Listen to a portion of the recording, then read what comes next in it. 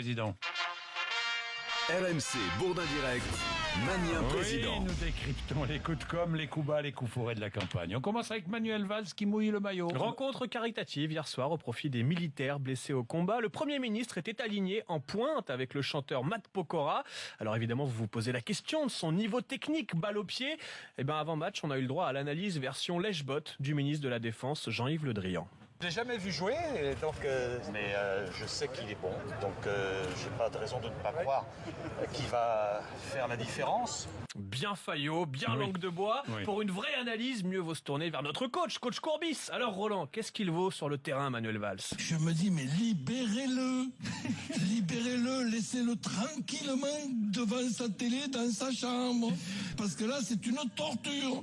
Voilà, une vraie analyse footballistique. Bon, pour la petite histoire, Manuel Valls n'a pas marqué et son équipe a même perdu 8-0. 8-0, oui, d'accord. À droite, Nicolas Sarkozy peut toujours compter sur le soutien sans faille de Brice Hortefeux. Plus c'est gros, plus ça passe. Par exemple, les réquisitions du parquet dans l'affaire Big Malion. Tout le monde s'accorde à dire qu'il s'agit d'un poids, d'un boulet, d'un handicap, d'un coup dur pour la campagne de Nicolas Sarkozy.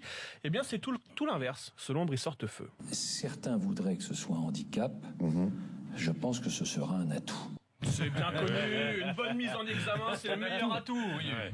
À gauche, on s'active à défaut d'avoir un candidat désigné. C'est Najat Vallaud-Belkacem qui le dit, il faut partir en campagne, même si François Hollande n'a toujours pas annoncé sa candidature. Je pense qu'il est vraiment temps pour nous de nous mobiliser collectivement, de nous rassembler et de commencer à faire campagne sans que le président sortant se soit déjà déclaré candidat. On peut faire campagne sans candidat? Bien sûr, bien sûr.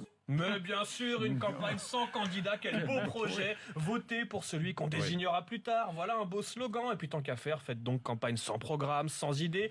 Mais il y a un risque de se retrouver sans électeurs. Oui, ça c'est sûr. François Hollande n'est pas en campagne, mais sa campagne... Sa compagne. Sa compagne, pardon, fait la une.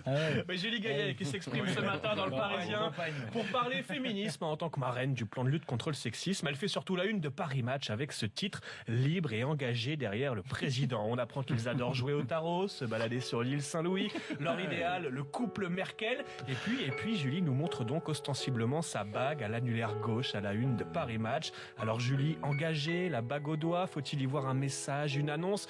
Bon, détendez-vous tout de suite. Après une enquête très poussée d'environ 20 secondes sur Google, on constate qu'elle porte cette bague depuis des mois. Donc pas de message subliminal ce matin. Bien, merci.